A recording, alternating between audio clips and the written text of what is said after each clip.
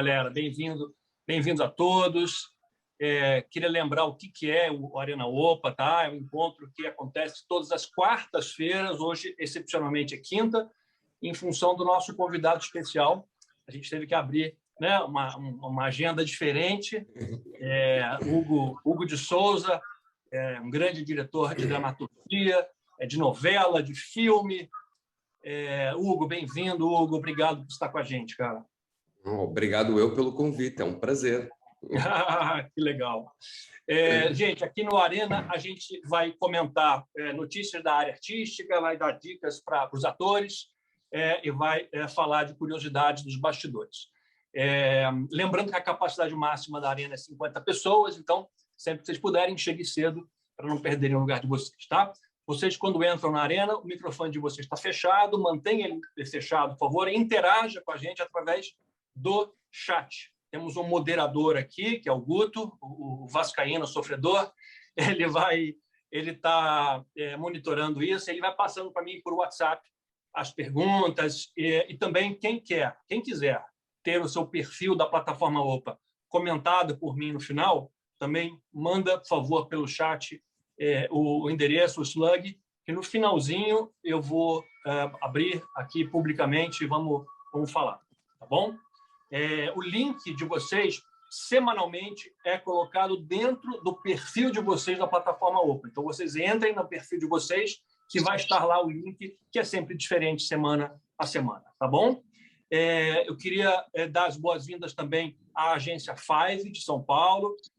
Joana, se você estiver aí, a Dilza, super bem-vindas. Oi, estou aqui representando. A Dilza está fora de São Paulo, mas aí semana que vem a gente vai ter bastante coisa nova aí com vocês, que legal, né? Bacana.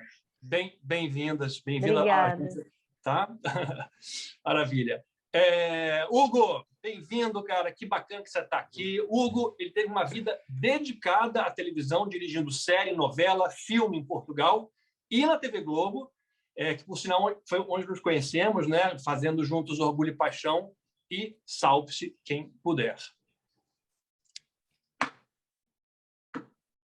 Hugo, eu queria fazer uma surpresa para você, apresentar uma coisinha aqui para a gente começar. Ui. O que vem daí, né? Aqui, né?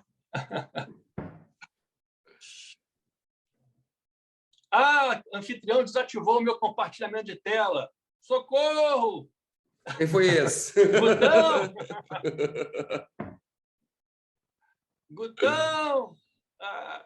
Já diz ali, a Leo. Aqui, pronto, já foi. Já. Valeu.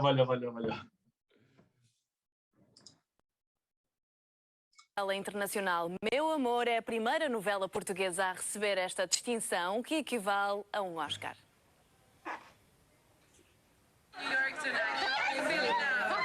Vão acordar com uma notícia hoje de manhã que vão ver. Os portugueses acordaram com esta notícia. É verdade, ganhamos mesmo um Emmy. A TVI está de parabéns. Foi a primeira vez que uma novela portuguesa recebeu esta distinção internacional. Estamos muito felizes, é um momento muito especial e queremos partilhar com todos os portugueses. É um momento que deve ser... Você novinho, hein? Sentido, mas muito... Eu não vi. Conheceram todos. Menos de 13 anos, acho eu. 13 anos, 12, já nem sei. A novela Meu Amor, da autoria de António Barreira, estava no... É muito emocionante, né, Hugo, subir no palco, né? É um momento especial, fica para a vida, não é? Fica mesmo para a vida. Eu tive esse privilégio 2 vezes, mas foi... E apresentado por brasileiros. Pois Olha a coincidência. Esse intercâmbio de Portugal, Brasil é muito gostoso, né, Hugo? Nossa, cada vez mais próximos, né? Cada vez... E na minha vida... Na minha vida não sei como, não teve hipótese, sempre misturado, sempre houve uma relação Portugal-Brasil, sendo eu totalmente português, não tenho ninguém brasileiro na família, mas é uma relação que não tem como fugir, está sempre presente na minha vida. Que legal.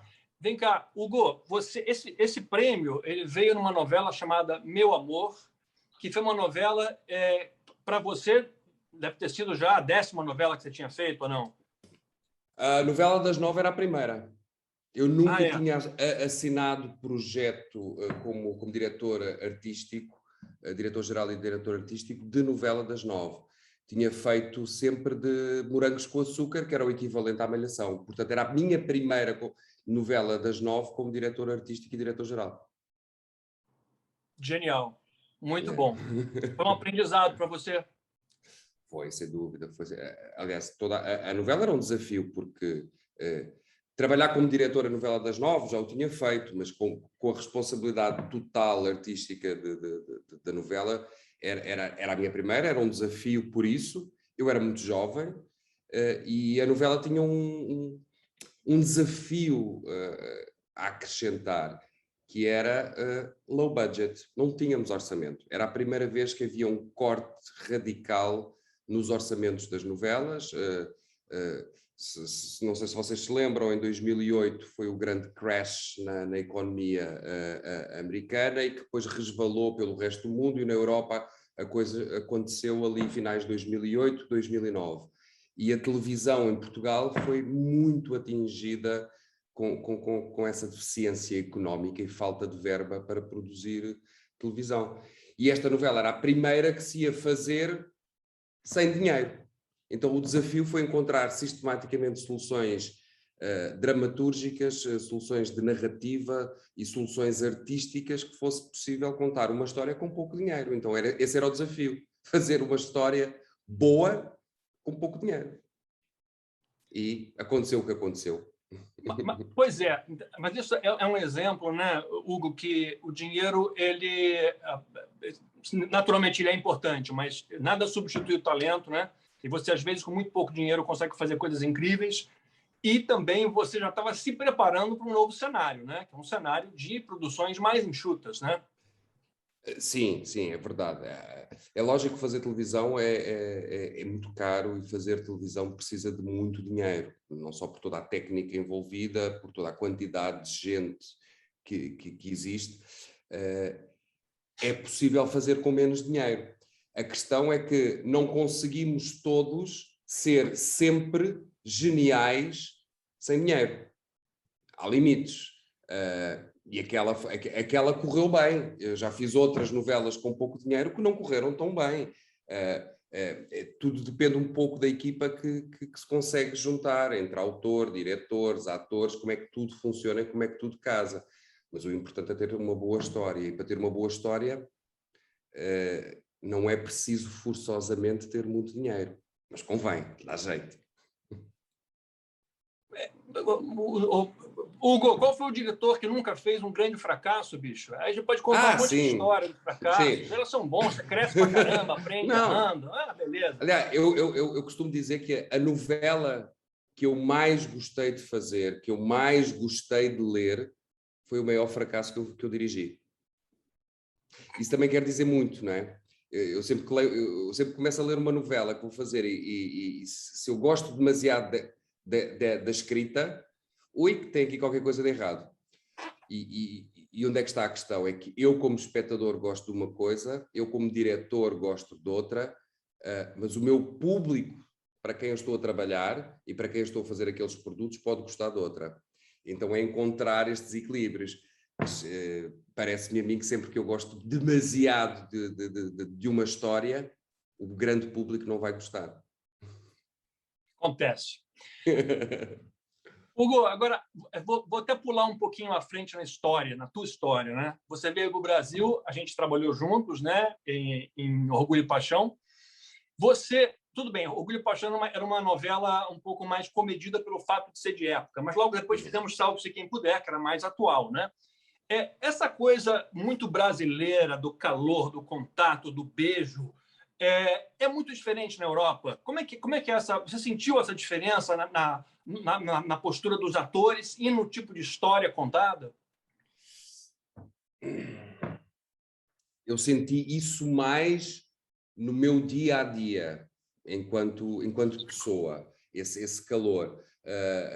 Nas histórias, o que eu sinto, a grande diferença talvez seja na densidade das coisas. As histórias portuguesas têm uma tendência a ser coisas mais densas, mais dramáticas. As histórias brasileiras conseguem ir desde o muito dramático ao muito ligeiro, ao muito cómico.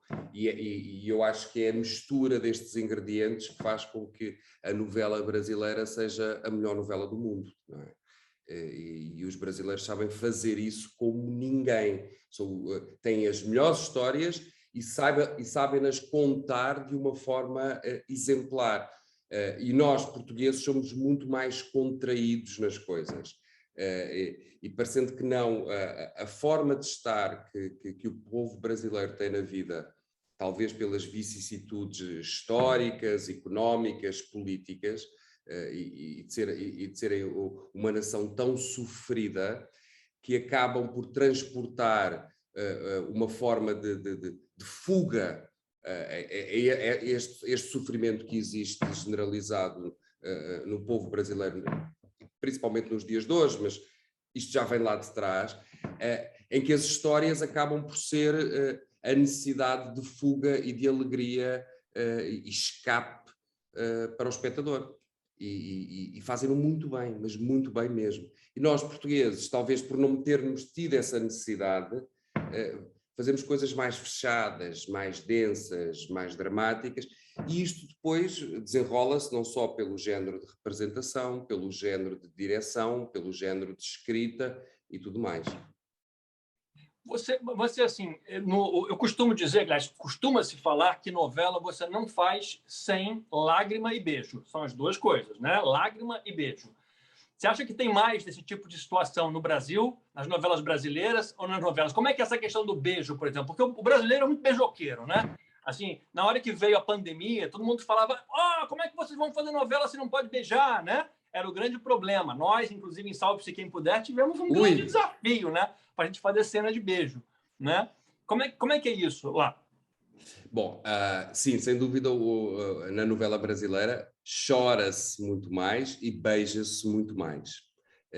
Mas isso vem, lá está. Eu vou puxar atrás com outro exemplo.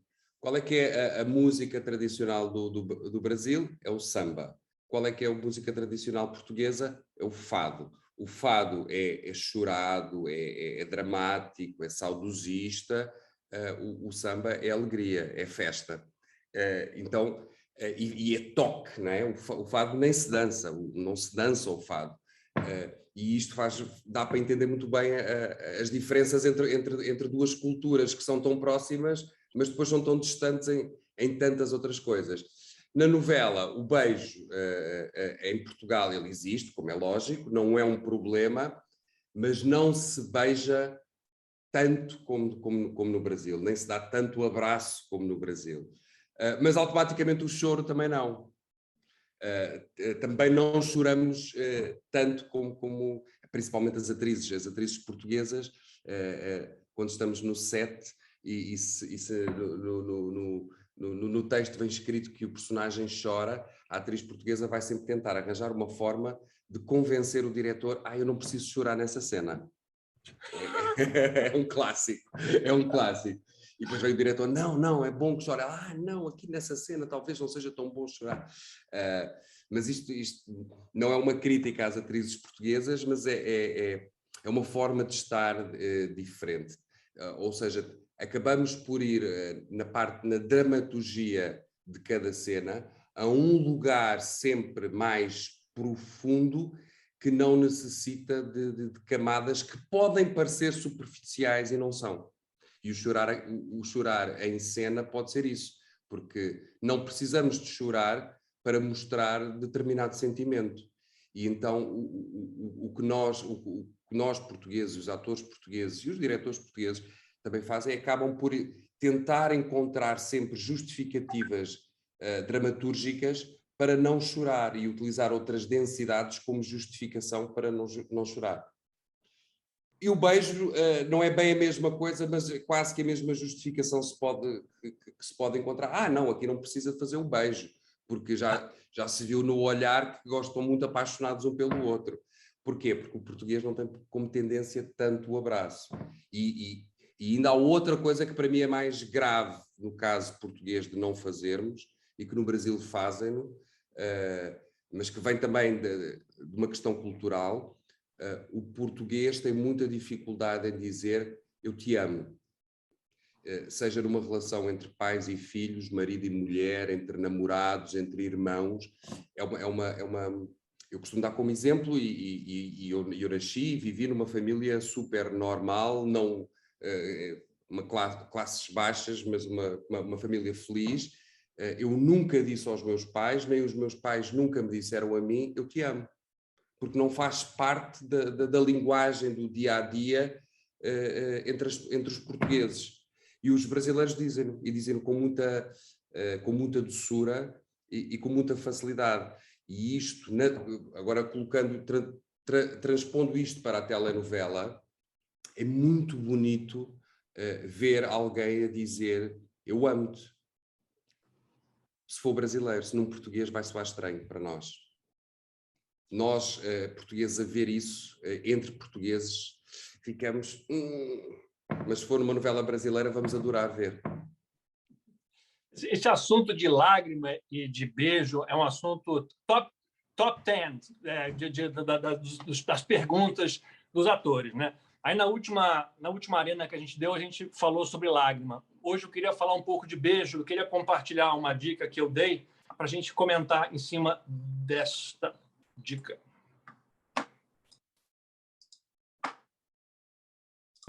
Beijo técnico, um dos assuntos mais comentados fora dos sets. Então vamos lá. Não se faz novela sem beijo, sem demonstração de afeto.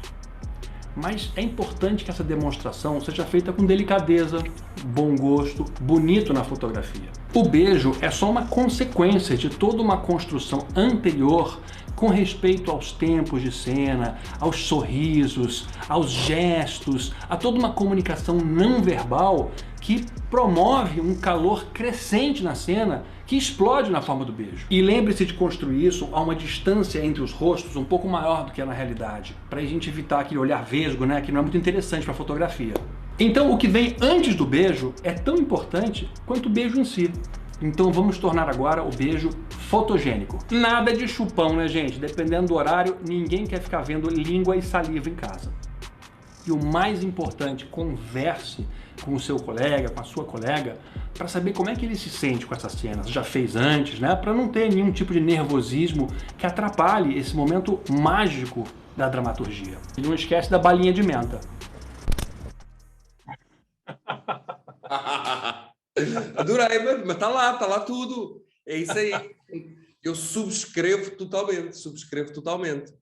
A única coisa que eu acrescentaria, e isto tem a ver com a experiência, é o que é o beijo técnico, se é técnico ou se não é técnico. Eu, como diretor, eu não estou nem aí se o beijo é técnico ou não é técnico. Desde que os atores estejam bem um com o outro e se entendam, o que importa para mim é que ele funcione.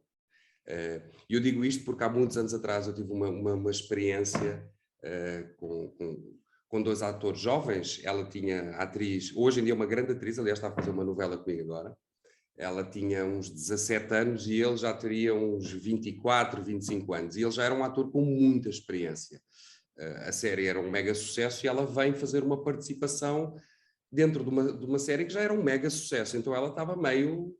tudo era meio difícil para ela. E o personagem dela andava durante 20 episódios tentando correr atrás dele e conseguir ter um beijo dele. A história era basicamente isso. E ele sempre a fugir, que não queria nada com a garota. Quando chegou o dia de gravar, finalmente, o beijo que acontecia, logicamente eles estavam fazendo o beijo técnico. Só que não funcionava. Estamos a falar do personagem, uma garota que está 20 capítulos atrás dele, eu quero o beijo. Aquele beijo tinha de ser uma coisa, tinha de ser um momento apoteótico. E aquilo não funcionava. E take 1, take 2, take 3, e a gente vai tentando e vai experimentando e nada. E estavam ali não sei quanto tempo com as bocas coladas e nada de química. Até que eu tive que fazer uma coisa, eu saí do switch, entrei no estúdio e gritei bem alto. Eu não quero saber, mas metam a língua. E virei costas e vim embora. Eu entrei no switch, olhei nos monitores e vi os rostos deles, começaram a ficar vermelhos. Ok, não há tempo, vamos lá, vamos gravar. E gravámos e foi com tudo e funcionou. Portanto, eu não me importo que não tenha ou que não tenha, tem que funcionar. Exatamente. tem que funcionar no final das contas. E, às vezes, a gente tira uns coelhos da cartola também, né? Você tenta de todas as maneiras, não funciona, você tem que sacudir a turma de alguma maneira. Exato. A Júlia Alvarato perguntando qual foi a história que você mais gostou de dirigir. Foi uma novela chamada Mundo ao Contrário, que eu tenho aqui o póster aqui na minha frente. É uma novela em 2011, talvez, penso eu, não lembro bem. E que era uma novela, foi a primeira novela que Portugal faz hiperrealista. O hiperrealismo, ele é muito associado normalmente à pintura, mas ele também pode ser associado a qualquer outro género visual. Eu chamo que era uma novela hiperrealista porque a realidade é um documentário, não é? E nós em novela fazemos ficção. O que nós fizemos ali foi... Portugal estava ainda estávamos na continuação daquela crise económica que levou a fazer O Meu Amor, e a emissora decide contar aquela história que um autor tinha proposto. Eu gostava muito da história, eu achava que a história era errada. Porquê? Porque a história ela representava aquilo que estava a acontecer na sociedade portuguesa, que era o declínio económico, em que grandes famílias com muito dinheiro, ou famílias de classes médias, ou mesmo famílias de classes baixas, toda a gente estava perdendo o seu poder económico. E toda a gente estava a perder tudo. Eu, pessoalmente, foi a primeira vez que vi ao meu lado muita gente e familiares no desemprego. E a história era isto mesmo. Era isto a acontecer e a juntar-se ainda mais gangues de droga, prostituição. Era a primeira vez que estávamos a usar o nu em telenovela, principalmente o nu feminino, em que os peitos das mulheres viam-se quando era necessário, quando justificado, logicamente, mas se havia prostituição faria mais algum sentido, e usava-se muitos palavrões, ao ponto de já não era bem aquilo que estava a acontecer na sociedade portuguesa. E é aqui que eu digo que era uma novela hiperrealista. Portanto, eu adorava a escrita da novela, adorei dirigir a novela, acho que ficou muito bem feita, só que ela teve uma repulsa do público. E a prova está que, em tempo de crise, e a pandemia também veio mostrar isso em várias áreas, há uma busca de tudo aquilo que não seja realidade, porque a realidade está nos noticiários. Eles estão lá para isso. A nossa função, que somos contadores de histórias, é outra. Pode ser educar, entreter, divertir, alertar, pode ser 3.000 coisas, mas não é mostrar a realidade, como ela está neste momento, que os noticiários fazem isso.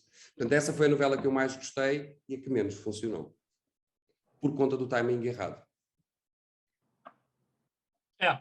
Acontece, sem dúvida. Nem chegámos ao fim.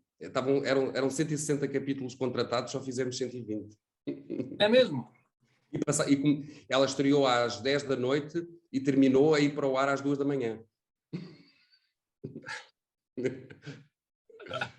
Acontece. Mas eu tenho uma coisa que você provavelmente se orgulha também muito para mostrar para você.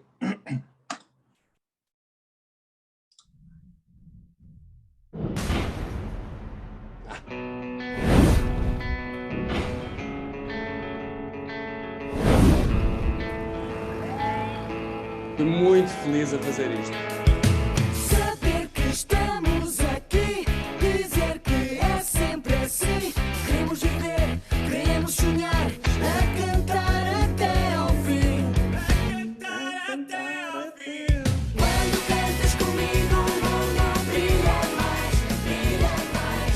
O brilho do mundo brilha em notas musicais. Deu saudade, não deu, Hugo? Muitas. Fui muito feliz, foi os morangos com açúcar, pronto, para quem não sabe, os morangos com açúcar foi uma série que é à semelhança da Malhação, só que durou 9 anos. A Malhação já dura há 25, nós conseguimos 9 anos.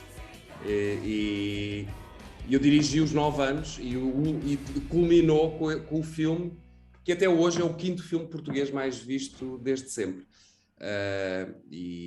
E foram 9 anos muito felizes na minha vida. Eu gostava muito de fazer os morangos com açúcar.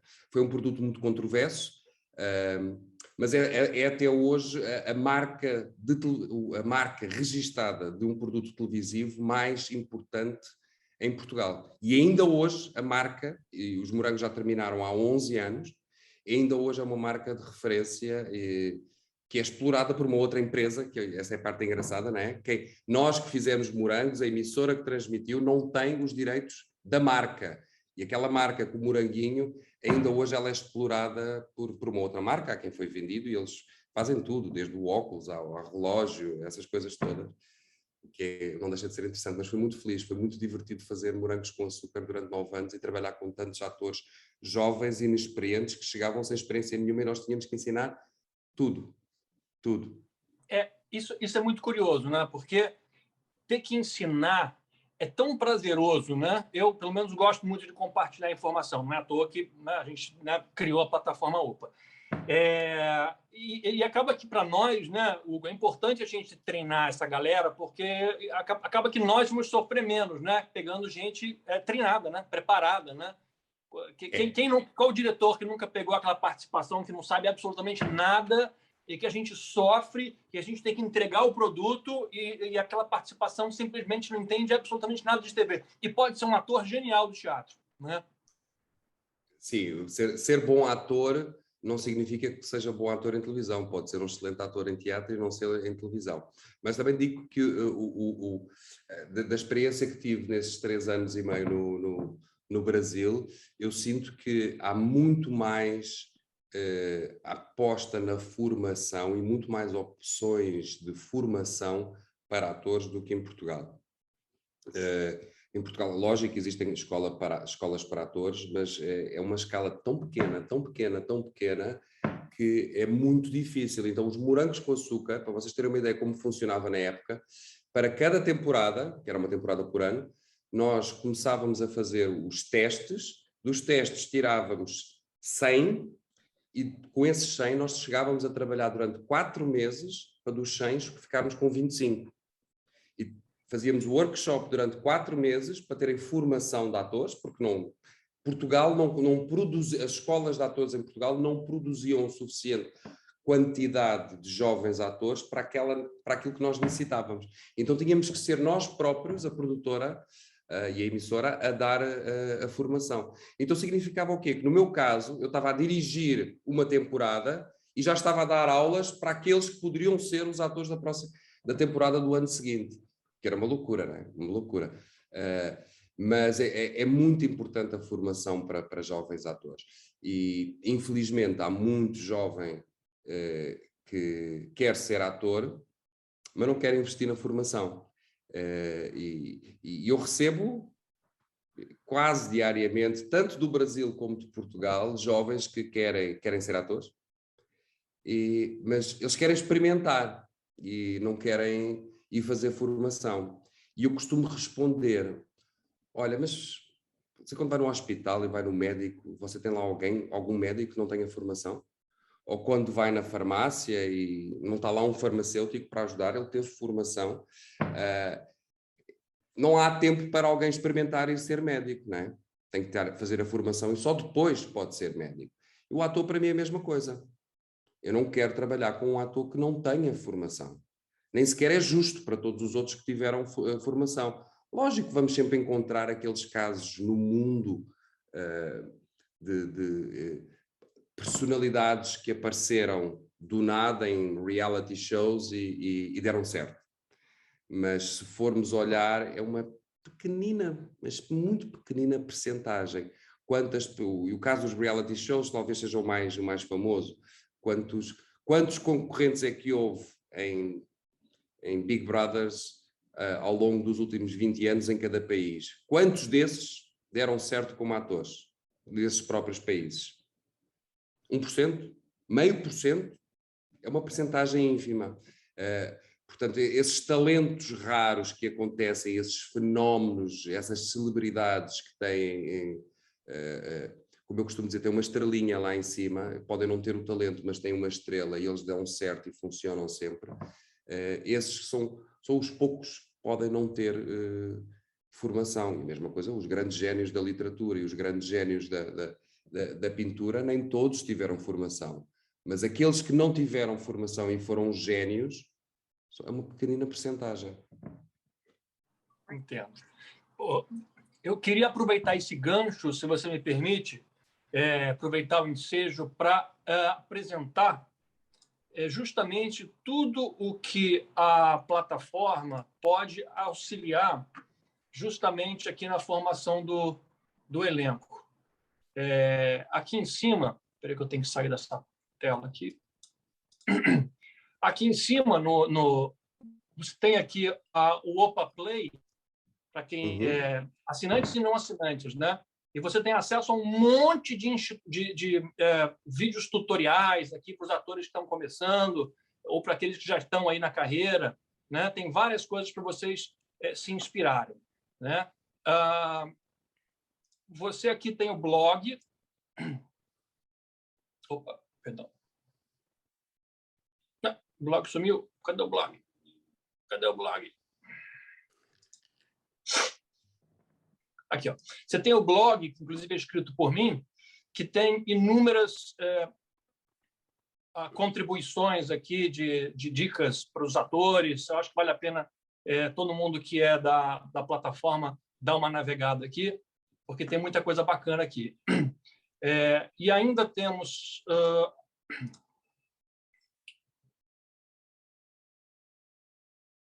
Eita, tá difícil aqui, cadê? Ale, você tem andado a trabalhar muito, agora estou vendo. Opa! Eu lembro do início desse projeto. Nossa, tem trabalhado muito mesmo. Sim, não, claro, cresceu muito, cresceu muito. Aqui nessa região aqui a gente tem o News Opa, que é uma seleção que a equipe Opa faz, dos melhores notícias da semana, para que os atores fiquem sempre ligados no que está rolando por aí, né? E aqui você ainda, para finalizar, ainda tem o Opa Store, onde você pode adquirir uma série de ferramentas que são úteis aqui para o crescimento do ator. Videobooks, sessão de fotos, mentoria de carreira, mentoria de rede social. Enfim, então, o Opa está totalmente do lado do ator, apoiando ele o tempo inteiro. Então, é importante que as pessoas naveguem pela plataforma para encontrar todas essas oportunidades. Muito bem.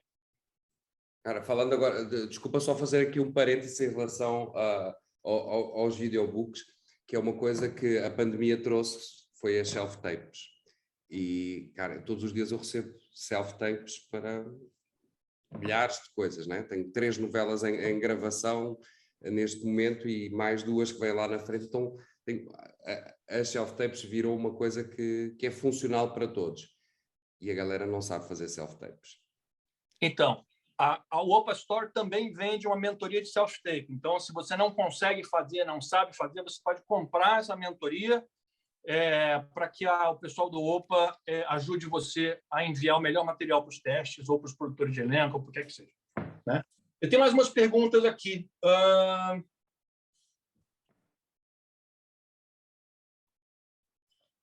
Ele gosta de escalar novos atores? Tem pessoas que se destacam em elenco de apoio? Você gosta de trabalhar com novos atores ou com gente de elenco de apoio? Como é que é isso? Adoro, adoro. E vou dizer que já aconteceu várias vezes alguém vir fazer um elenco de apoio. Sabe aquele elenco de apoio que é uma figuração com meia dúzia de falas, que toda a gente descredibiliza? E eu já tive várias situações em que tinha alguém que vinha fazer uma figuração especial com meia dúzia de falas e de ser tão bom e funcionar tão bem, de eu dar indicação, olha, guarda o nome desse ator ou dessa atriz e eu vou querer chamar para a próxima. E posso dizer que tem uns 4 ou 5 atores portugueses neste momento que estão no mercado, 2 deles até a fazer séries internacionais e que foram encontrados assim. Há um que eu até costumo fazer piada, que é o Rui Porto Nunes. Ele fazia era uma cena clássica no colégio, na escola, dentro do banheiro, a fazer uma cena de bullying, os vilões a fazerem bullying aos garotos. eu tinha uma figuração que não estava a funcionar muito bem, havia um deles que funcionava mais ou menos, e eu decidi, olha, você diz essas falas todas. E o cara disse as falas todas que eu dei ali naquele momento, naquela hora. Cara, ele fez tão bem, que hoje estamos a falar 15 anos depois, ele, protagonista de várias novelas, já fez duas séries internacionais, e eu costumo dizer, cada vez que eu encontro, eu digo sempre, eu descobri você dentro de um banheirão, como piada. Pode acontecer realmente, e é muito importante essa galera jovem que vem e começa só a fazer essas pequenas participações, que podem aos olhos de muita gente parecer nada, elas, para além de serem importantes, mas quem estiver atento vai estar lá atrás a olhar e está a separar o nome para usar mais tarde numa outra coisa que possa vir a surgir. E eu fiz isso várias vezes. Tem alguém que aproveitou o gancho do self-tape e perguntou aqui, a Júlia, qual é o maior erro de atores e atrizes em self-tape? Olha, começar por fazer a cena toda num plano inteiro bem afastado. Esse é o primeiro erro. Com câmera na mão, com o celular na mão, e a distância a que está é tão grande que não consigo ouvir e não consigo ver o rosto. E quer a gente quer não, é lógico, o corpo todo é importante, e por isso é que é o chamado à apresentação, não é? Dar o corpo inteiro, dizer o nome, aquela coisa toda. Mas para a televisão, na self-tape, o que eu quero ver é um rosto, eu quero ver isso aqui, não é? Então, pousa o celular num lugar, põe uns livros, uma coisa, e pousa o celular em algum lado. Se você não tem dinheiro para ter um tripé, se não tem um ring light, ou não tem essas coisas, não tem problema nenhum. Mas deixa ver os seus olhos, eu quero ver os olhos. Isso é muito importante. Falar em olhos, eu vou agora compartilhar com você a sua menina dos olhos.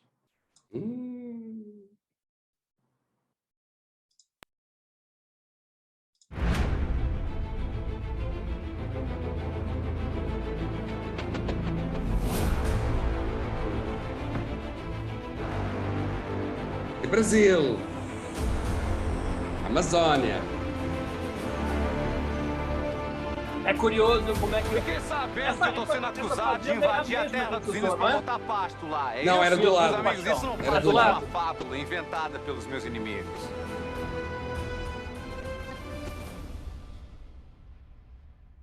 É legal, né, Hugo, porque... Essa garota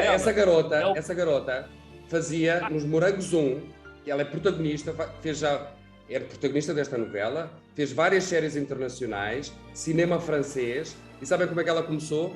Ela era figurante na sala de aula dos Morangos com Açúcar, temporada 1. Ela ficou um ano inteiro fazendo figuração, não abria a boca, um ano inteiro. Uma lutadora. Que história legal, olha. E esse foi o teu primeiro trabalho, Brasil, Portugal, uma coisa assim, ou você já tinha feito outras coisas com o Brasil?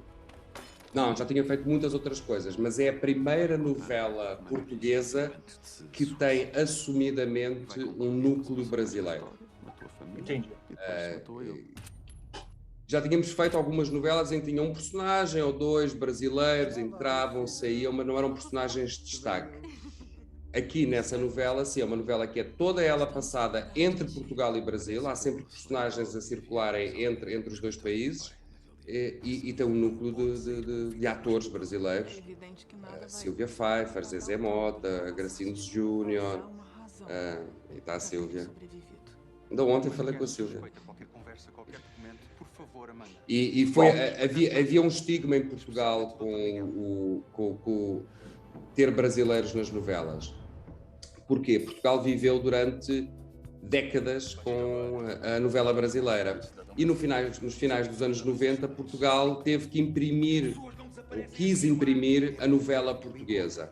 E se queremos imprimir a novela portuguesa, nós não podemos introduzir dentro da novela portuguesa elementos brasileiros. Então fugíamos. A partir do momento em que a novela portuguesa está estabilizada como líder de audiências, aí já era possível introduzirmos as temáticas com brasileiros dentro das histórias. e super funcionou, foi um sucesso a novela e trouxe mais um Emmy para Portugal. Mais um M para Portugal, mais um M para você, né? Inclusive está atrás de você ali, com muito orgulho, ilustrando ali. Olha lá, todo feliz, né? Que bacana. Muito bacana. E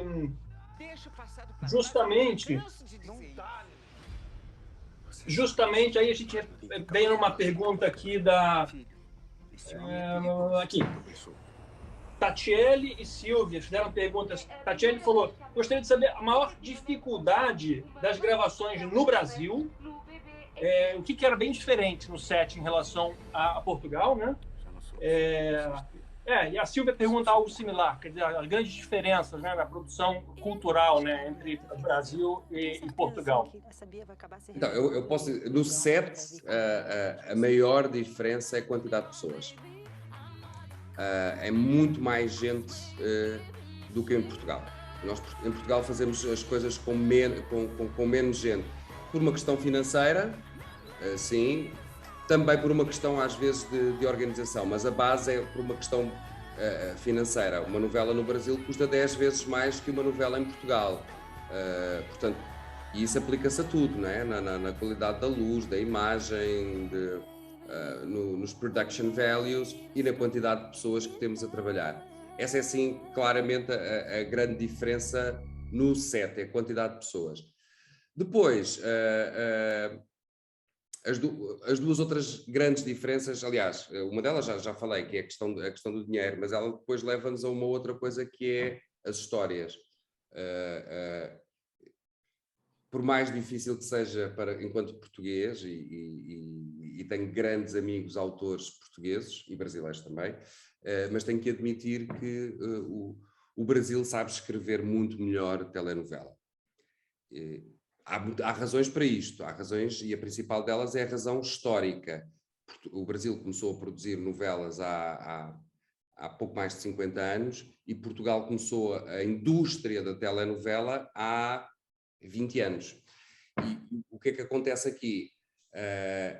Como pequeno exemplo, no Brasil é muito fácil encontrar jovens de 15, 16, 17 anos que têm como objetivo na vida serem roteiristas e autores de novelas. Em Portugal vão encontrar zero. Zero. Ninguém vai estudar para querer ser autor de novela.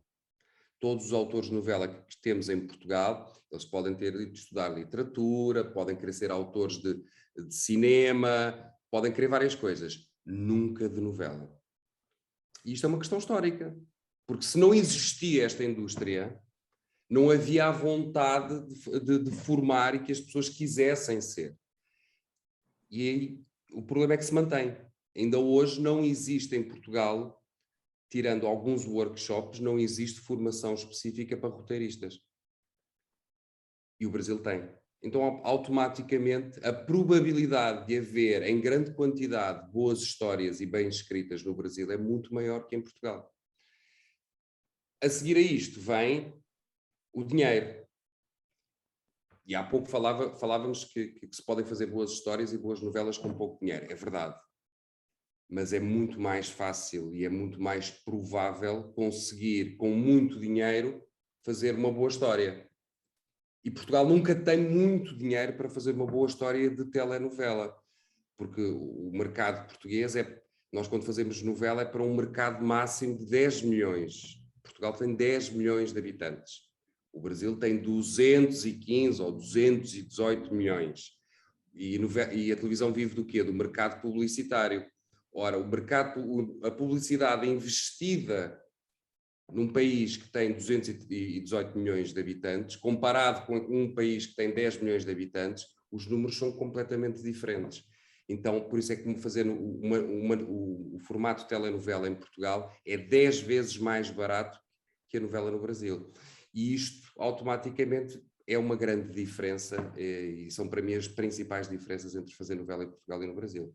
Porque depois a fórmula é a mesma, porque em Portugal nós aprendemos a fazer novela com os brasileiros. Houve 2 diretores brasileiros que foram muito importantes da história da televisão em Portugal, que foi o Régis Cardoso e o Avancini, foram eles que implementaram e trouxeram a metodologia do Brasil para Portugal e nós aprendemos a fazer com eles. Portanto, a metodologia, a orgânica, o processo de produção, o trabalho no set, é todo ele muito idêntico. Quem faz novela em Portugal faz no Brasil e quem faz novela no Brasil faz em Portugal sem qualquer dificuldade. E você provou bem isso quando você veio integrar o time de Orgulho e Paixão, né? Sem dificuldade nenhuma. Todo mundo falou assim, olha, vem um diretor português aí, todo mundo curioso, né? Para saber. O mais engraçado é que você vem fazer com a gente Orgulho e Paixão e o primeiro lugar que a gente está gravando, é Vassouras, onde você tinha acabado de estar gravando Ouro Verde. E mais engraçado, lembra na história, a Fazenda, em Orgulho e Paixão, era a Fazenda Ouro Verde. Que era o nome da novela que eu tinha acabado de fazer em Portugal. O apelido da família era Cavalcanti, que era o nome era o apelido dos donos da nossa fazenda em Ouro Verde. Que coincidências são essas? Eram coincidências loucas. Daniel Ortiz estava ligado. Não era o Daniel Ortiz, era o Marcos Bernstein. Então, o Marcos Bernstein tem razão, foi o Marcos. É mesmo. Olha, cara, era muita coincidência, coincidências da vida. Mas pronto, mas foi ótimo, foi muito bom. Foi bom, né? Foi bom pra caramba. Olha isso aqui. Orgulho e Paixão.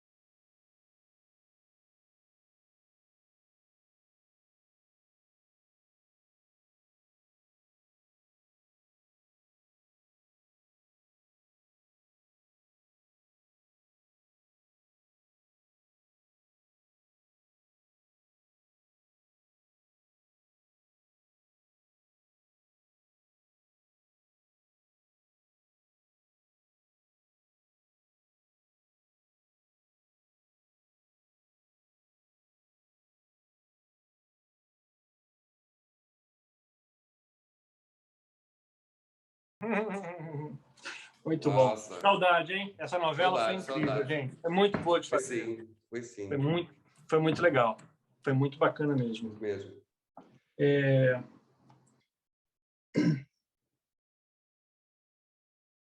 Quando é que você descobriu sua paixão por cinema? Cara, deixa eu dizer, eu não sinto que eu tenha uma paixão por cinema, eu tenho uma paixão pelo teatro e pela televisão. Adoro cinema, amo cinema, mas não é a minha verdadeira paixão. Acho que a minha verdadeira paixão é o teatro e a televisão. Acho que eu fui descobrindo a minha paixão pela televisão. Mas eu comecei no teatro, foi no teatro que eu aprendi a contar histórias, foi no teatro que eu aprendi a dirigir atores, foi no teatro que eu senti aquela coisa das luzes, o som, a música, é muito importante. Portanto, eu comecei no teatro e eu acho que eu hei de acabar no teatro. A televisão eu fui descobrindo a seguir. Tanto que eu entrei na televisão quase meio por coincidência das coisas. Eu gostava, desde os 14 anos, que eu brincava com a câmara de vídeo que existia na escola. Em casa não tinha, porque não havia grana, mas a escola onde eu estudava tinha uma câmara de vídeo e aos 14 anos eu apoderei-me da câmara da escola e era eu que brincava com ela e fazia as coisas todas e as reportagens todas da escola com a câmara de vídeo. Mas não senti nunca que o cinema fosse a minha grande paixão, talvez porque desde muito cedo tinha a consciência de que fazer cinema em Portugal é quase uma utopia. Ele não existe, o que existe é muito pouco. Então, o trabalhar num mercado que ele quase não existe não é solução. Não faz sentido e ninguém vive só do amor pela arte. Toda a gente precisa de dinheiro. Não vale a pena enganarmos e fazer demagogia. Precisamos de dinheiro e não há dinheiro para fazer cinema em Portugal, infelizmente. Ainda não há. Tirando Morangos com Açúcar, que eu não sei se você considera, acho que você não considera Morangos com Açúcar uma série, né? Como hoje em dia se vê série. Eu não sei dizer se... Não era, né? Não, é uma novela longa, tal e qual a Malhação, não é? Você ainda não fez série. Daqui a pouquinho você está fazendo alguma coisa, né? Provavelmente. Né? Não, já fiz série. Fez? Ela é fixe, sim. Então,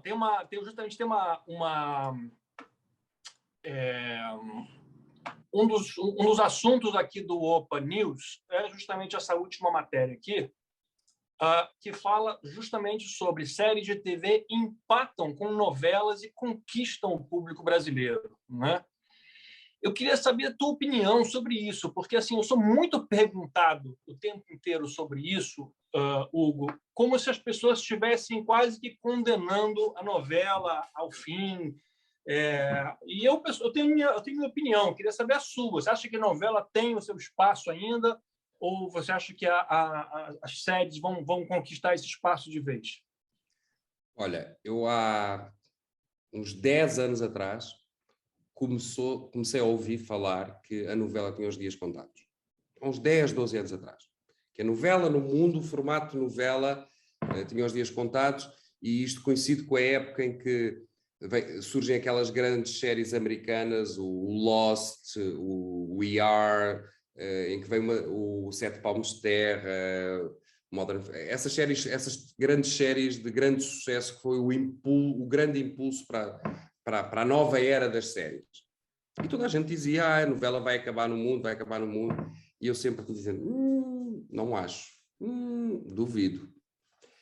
E recentes notícias que saíram há um mês atrás, relacionadas com a Netflix e com a HBO, vêm provar que isso não vai acontecer. Se o formato de novela estivesse para acabar, por que raio a Netflix e a HBO iam começar a fazer o formato de novela?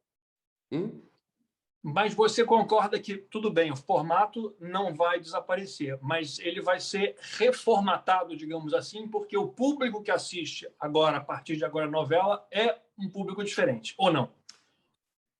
Sim, não só porque é um público diferente, porque o mundo está diferente, porque as coisas são mais rápidas. E a principal diferença é que, e isto está a acontecer em Portugal, no Brasil já aconteceu há mais tempo atrás, é a quantidade de capítulos. Já não se fazem novelas de 200 capítulos.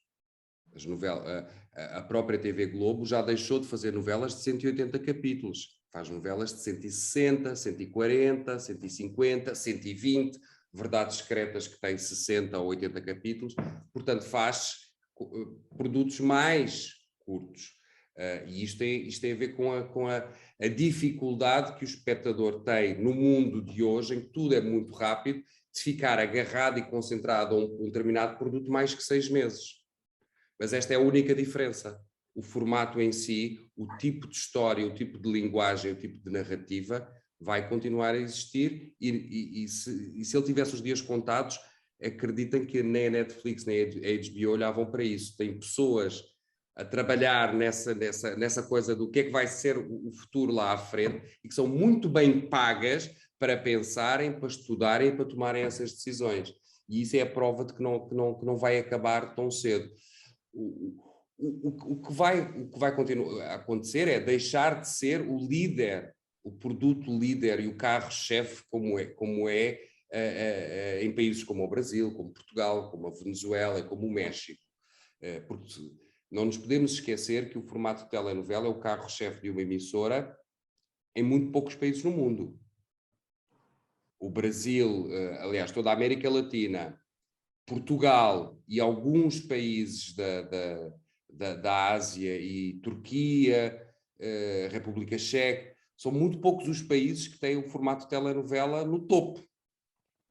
Não é que isso vá deixar de acontecer, mas deixa de ser esta diferença que existia, ela vai começar a aproximar-se. Mas daí a desaparecer, acho que nós já cá não estaremos para assistir a esse momento. Tem razão. Que bom. Hugo, eu sei que aí está tarde. Aí são quase 11 horas da noite, se eu não me engano. Exatamente. Já estamos 1 hora conversando. Vamos finalizar. Agora que eu estava a gostar.